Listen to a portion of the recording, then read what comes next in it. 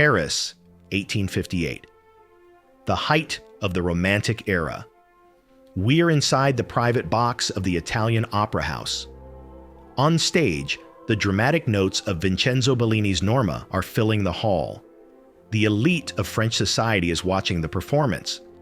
But in one corner, two noblemen, the Duke of Brunswick and Count Isouard, have their backs turned to the stage.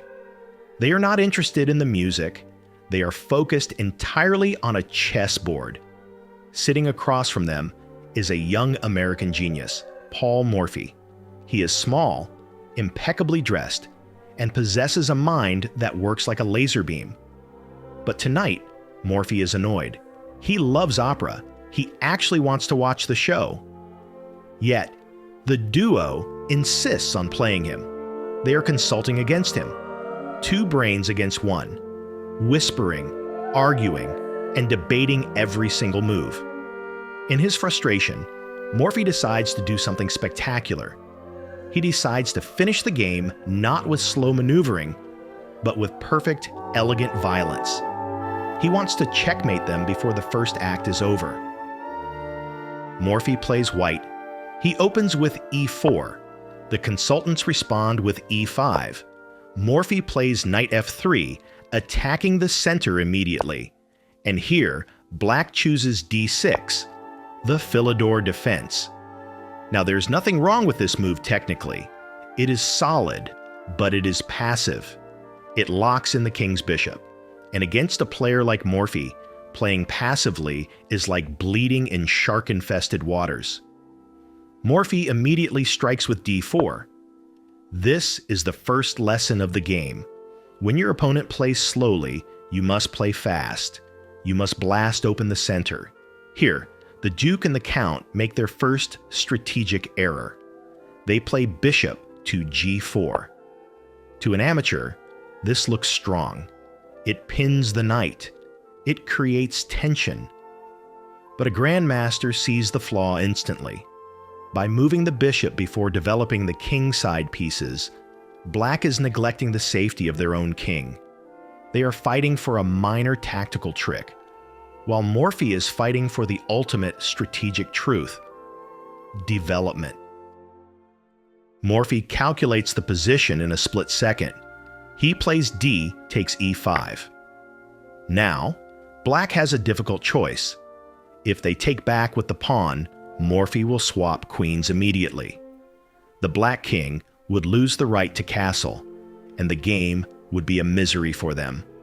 The Duke and Count know this, so they are forced to capture the knight first. Bishop takes f3. Morphy recaptures with the queen. Queen takes f3. Only now does black take back the pawn. D takes a 5. Let's pause here and look at the board deeply.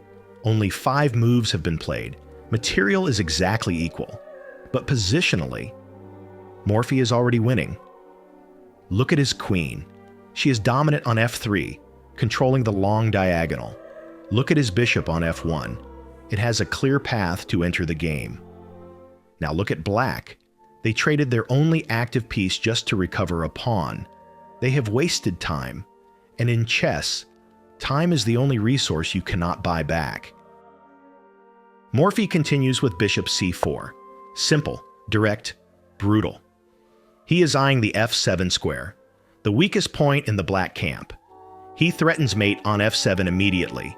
The consultants are forced to defend, so they play knight f6. But Morphy doesn't stop. He plays queen to b3. This is a double attack. The queen eyes f7 again, threatening a crushing attack, but now she also stares at the b7 pawn. The duo is in panic mode. They whisper frantically. They decide they must save the king first. They play queen e7. This move defends f7. They probably thought, if he takes the b7 pawn, we will check him with queen b4, force a queen trade, and survive the endgame. They are trying to dry up the position, but Morphy is not interested in pawns. He is interested in the king. Morphy plays knight c3. Wait, he ignores the free pawn on b7? Yes. Taking the pawn would be greedy. It would allow black to force a trade. Morphy refuses. He develops his knight. Every piece must join the party. This is a principle called activity over material. The consultants play c6. They are trying to build a fortress. They protect the b7 pawn and prevent the knight from jumping in. Morphy responds with bishop g5. He pins the knight to the queen. Notice the pattern? Every single move Morphy plays creates a new problem for black. He never gives them a moment to breathe. Black responds with b5. This looks aggressive because it attacks Morphy's bishop on c4. Most players would retreat. The Duke probably smiled here, thinking they had finally stabilized the position. But Morphy doesn't retreat. He listens to the rhythm of the position.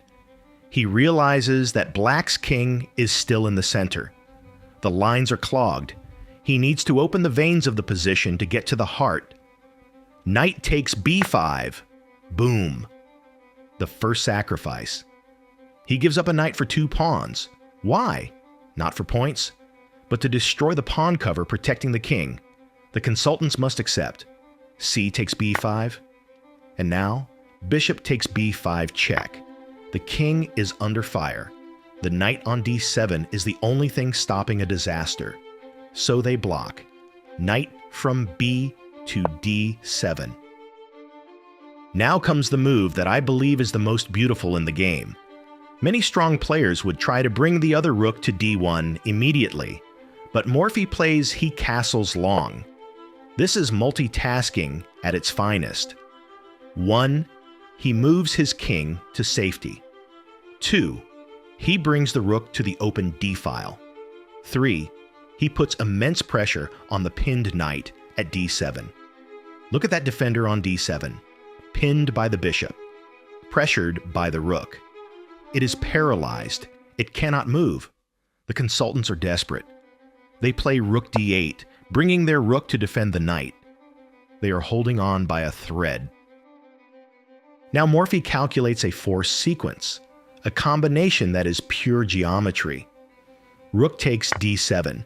He sacrifices the exchange. He gives up his rook for the knight. Why? To remove the defender. The consultants recapture. Rook takes d7. Now Morphy brings the last reserve, the final piece of the puzzle.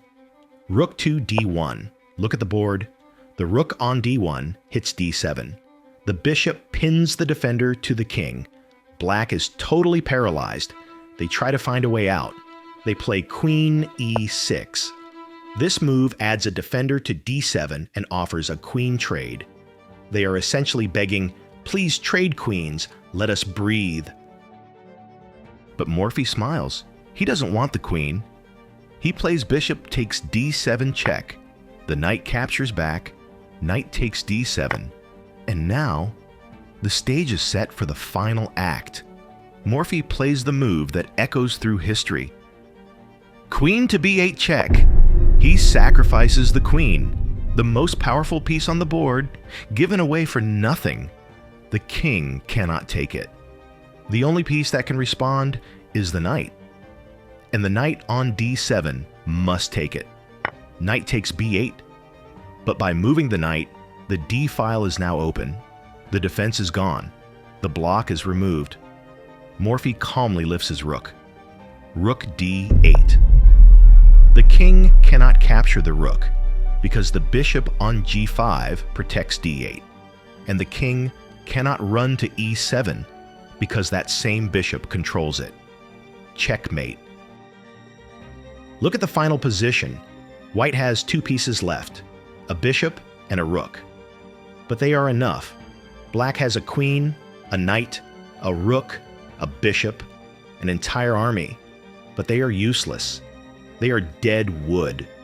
Morphy defeated them not with more material, but with superior activity. The Duke and the Count were left speechless. Morphy reportedly bowed, turned his chair around, and finally watched the rest of the opera. This game is a reminder to all of us. Don't be greedy. Develop your pieces, control the open lines, and never, ever play chess against a genius when he wants to listen to music. Thank you for watching Kingside Chess.